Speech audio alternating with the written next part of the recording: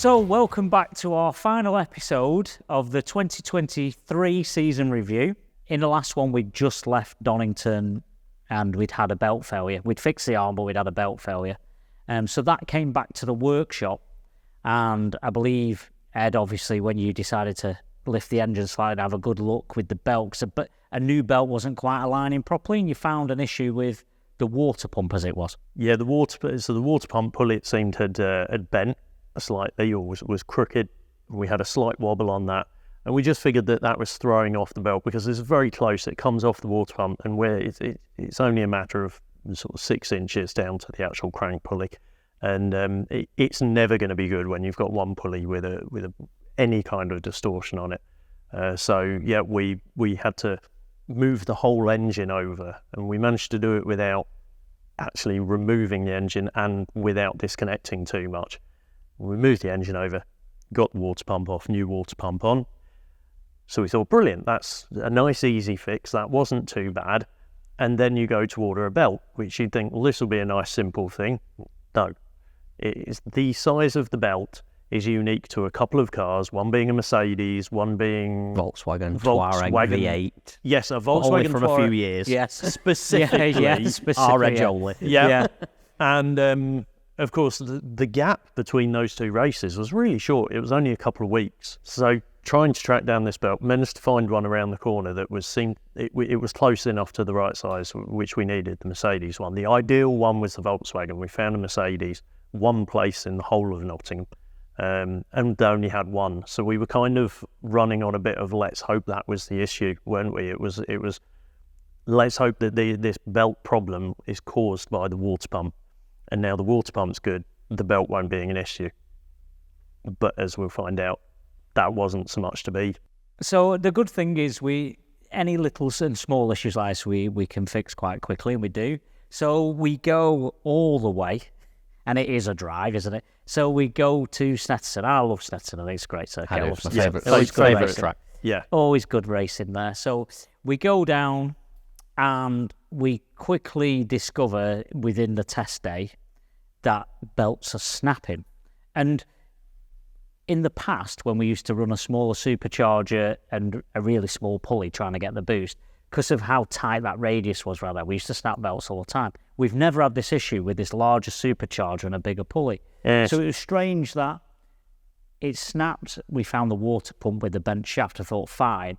But now everything else was okay, and it kept snapping belts, which meant I think we ended up going to Halfords and buying 5 one night or something to think, well, we'll put a new one on every race just to get through the weekend, because this is strange. You say that that was a small feat as well, travelling to Halfords. Yes, well, no. Well, it was an age. You guys had to travel to Halfords on the Saturday night. Yeah.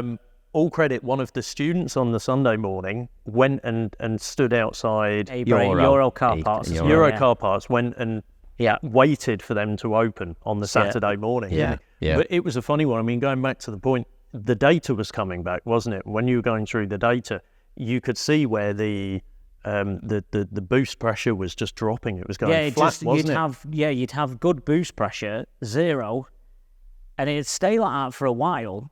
And obviously Jay was coming on race saying, I've no boost. Yeah. Then it coming back, he'd come in and say, I've no power. You'd check, and the belt's on. Yeah. And you're thinking, this is strange. So then we check all the pulleys, nothing, not a problem, everything's rotating. It was really frustrating weekend. But as it happened, the Saturday, or for most of the Saturday, we were going all right. And then in the afternoon, I'm pretty sure it was going into, I'm trying to remember back now because we've slept again, but unfortunately, anyway, across that Saturday, we had a big failure. The belt came off. So did Snetterton. I was going to say, there's they a had a rather slightly large bigger story, failure, isn't didn't there? Where nobody could communicate with anybody all of a sudden. Oh, right, okay, so yeah. So the real issue 5-mile was... wide blackout. Yes, the whole circuit lost power.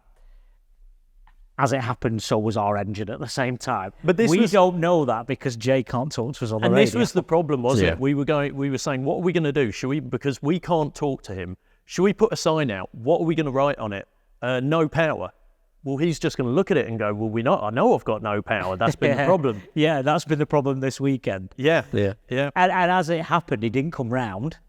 So then he can't tell us where he's pulled off. Yeah. So I think all three of us, actually, we jumped in the buggy. Jumped on the buggy, yeah. Well, yeah. it was... Went on a scavenger hunt. We got a phone call, didn't we? One of the other team got a phone, members of our NMA team got a phone call from a friend who happened to be at the circuit. I think actually it was Sean, our marketing, NMA marketing. Yeah. I think he had friends and family there, and they phoned him and said, we can see your car. Yeah, he's parked. It's not where he's supposed to be. Yeah, so off we went and found him, and unfortunately parked in the infield. So when we're at the outside and he'd gone to that infield Marshall's unit, if you remember, Marshall's post, we can't talk to him to ask him still what's wrong. So we had to wait anyway for it to come back. Well, Very much what it looked like, actually, didn't it? That was the Yeah. communication. Yeah, it was like, And to which we got a... And as it happened, again, as is with many parts on this car, it was a bespoke machined part of the bottom pulley which had separated. And as we know, that's a one-off bespoke part. Yeah, we didn't have spares for that one, unfortunately. Not something we expected to fail. The thing is, it's so deeply buried, isn't it? It's down right amongst the subframe, and of course on that it's a box section frame. Yeah, and you cannot see properly. You can't go down there to see. No, with the engine, the subframe, and then you've the cage coming across. Yeah. It's just and then of course the oil pump belt on the front of that. Yeah. It's one of those things. It's so buried, isn't it, that you can't see it, and it's not something we've had fail. I mean, it was literally the rubber separated. The damper on it, yeah. The damper, gave up. Yeah. It's separated into. I mean, I've not. We've not had that problem before on it. We didn't have its engine out to swap the pulley anyway, whether we'd had one on the truck or not. Yeah. Luckily, though, and fantastic, we'd secured, even though we were late, because the shorts had picked up some points for us early on, and then we had this really good run of pretty much out of the 12 races, I think, we finished 4, 5, 6, 8, 9 good races, got points. We scored third in the GTO Championship against some real heavy hitters. We managed to just keep collecting points and doing really well. So a successful season. For where it started, what we thought was going to be for our cars and where we might end up with our cars, and then when the season actually started early for us, if you will, for us with our car, but only gave us 3 race weekends left, we ended up dragging ourselves up the championship and doing all right. And yeah. How would you round off your feelings of that season now? How do you... I think you've summarised it there, really. I think we all had a bit of skin in the game with the season because the car, that was its first season, technically. It didn't get off the ground in 22. So 23, the car going out, you were investing in the engine, the mechanics, the aero. We all had our interest in whether it was going to be good. Coming away from Snetterton and thinking we don't know the status of the engine at that point, really. It's still a very positive ending because now we know the engine's still okay. We get a pulley on it and we should be good to go for the next season. Yeah. So in terms of, like you say, success from nothing, 2 nothings, a Mosler and an Evora nothing, to a car that ran consistently and progressed nicely, to only have a minor thing stumble at the last hurdle. We know we're ready and positive to push for the next season. And the students, again, throughout the whole season, they've been excellent, haven't they? And they're all raring to go again. So it's always a shame when it does end early, but the students were still in good spirits anyway because the experience is there. But just before we talk about what we're hoping to do over winter, just one point from each of you. Just give me what was your favourite moment of this season. Putting you on the spot there. That's really putting me on the spot. And don't say it was only being 0.5 of a second behind on the tyre licking championship of Wade, because we know that's not quite true. After I was going to concede at the end of this video, before you wrapped it up, I was giving you pub numbers. I was giving you down the pub numbers. It was a half. It was a half a minute, not half a second. Okay, justifies my Dominic Toretto comment. Inch or a mile, you still lost. So aside failing miserably to Wade, aside failing miserably to Wade on the tyre licking, definitely. What was your favourite moment? It's that cliched thing I'm going to say. There were so many favourite moments. Bullet pointed, jumping in the engine, not realising the camera's on me were hilarious. That's a slightly selfish one there. You get yourself on the TV. Yeah, exactly. It was just funny because I didn't realise, and the guy's comment about it must be hot in there so casually is funny. The biggest thing for me, as always, was students, all the people you meet, and all the different personalities that come along the way, and that you just get to have that time with, chatting about different experiences they've got from racing, from whatever background they've got. That for me, it's a generally big point, but it's great. It's great. I'm a people person. I like that, so it was great fun. And Wayne, you've made a good theme there, so I'm going to do a personal one and a work-related student one. Okay. So one thing I think we could all agree with is the coverage from GT Cup. It was really good. And from a personal perspective, getting interviewed by GT Cup, and then I got a video sent to me from Anna, my missus, of her showing the kids me on telly, and the kids going up and shouting and screaming and jumping. Like in fame, it was a theme here, it was really nice to do that and to see my own kids' reaction to seeing me on the telly. But whether they're my kids or anybody else's kids, as Ed says, that family and that involvement of people theme is something I really value, and I think that's why we end up in teaching anyways, because we want to relate to people, we want to work with people and teach. And at Donington, a gent came down with his son. I think he was 8, if I recall properly. And I lost half an hour in talking him from chatting away and the front splitter, all the way through to the diffuser on this car, and his face. He took it all in.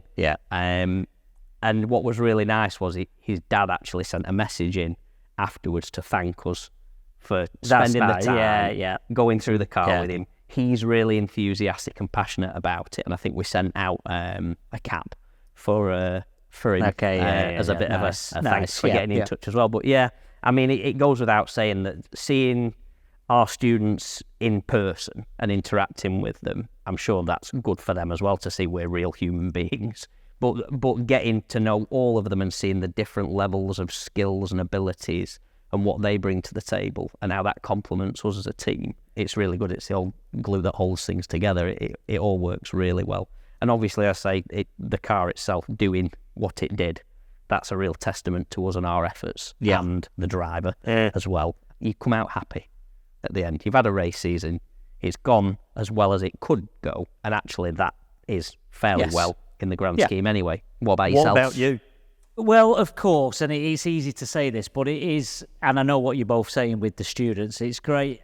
What I really like, actually, about me and the students, even though you talk to people on email, on the phone, or whatever it might be, you get real personalities coming out, and so that's always enjoyable. Of course it is, and that's why we would take them with us. You find the personality, I don't know, you guys probably agree, you find the personality as well comes through more after that on the VLS, even when messaging as well. Yeah, of course. I think because everything's been brought to a level and everyone's... You build a rapport with people. And, definitely. And I think they also then... I might be talking out of turn here for what a student feels, but I do get this comment from them, actually, that when they've met you, it's made you a person. Yeah. Originally, you're someone who's teaching them, you've provided all this content, you might be just talking professionally to them about their assignment or something, and then you see a person behind you and you're just normal, and you're just an engineer and a bloke, actually, who's having a laugh. And so that's all very emotions are always heightened when everything's on the line at the track. Of course. Then personally for me, because although we talk about the build of the new car and when it finally went out last year and crashed, the engine development for that car, and once we decided to go supercharged, has actually probably been a 3-4 year thing.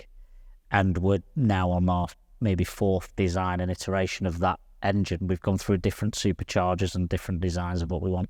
So finally getting that engine dialed in, knowing the mapping's spot on now and really nice, everything's working perfectly with it. Seeing that get pole knowing that car was still slightly underpowered, but good for what we wanted it to do and dial the car. Seeing that car get pole was probably my personal highlight of the year.